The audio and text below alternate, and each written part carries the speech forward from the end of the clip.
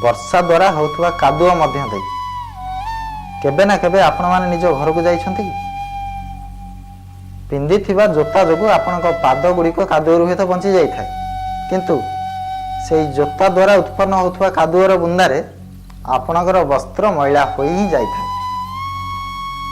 किंतु से बुंदा द्वारा आपणकर वस्त्र मैला हो जिवा कथा जानि भी आपण जोता पिंदिबा छाड़ी दियंतिनी ना। एमिति ही किछि लोक आम मानक जीवन में मध्य आसी थांती सही जोता परी जो माने हमको कादुओ रूप बंचे दी थांती किंतु वस्त्र रूपी आम मानक हृदय रे शंकार दाग लगे दी जांती।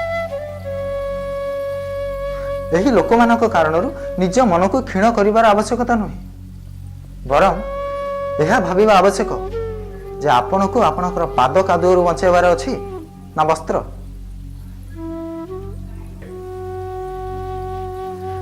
जीवन रे गंभीर हवा भल कथा अटे किंतु सबु कथा सबु घटना को जदि गंभीरतार सह निया जाए तेबे जीवन रु आनंदर समाप्त हो जाई थाए।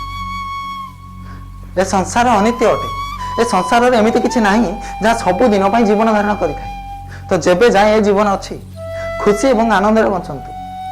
आपणक उपरे पडुथुवा कादुओर छिटा उपरे आपण ध्यान दियंतुनी देखिबे आनंद रे मन कहि उठिबो राधे राधे।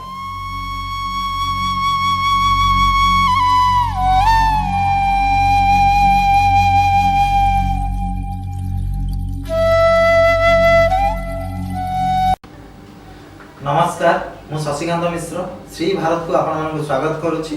जदि आम वीडियोटी आपण को भल लागि थाए तबे लाइक शेयर एवं सब्सक्राइब करंतु एवं हां आम वीडियो लाभ सर्वप्रथम उठाइबा बेल आइकन टी को दबाइବାକୁ भूलंतु नहीं। रहउछि नमस्कार।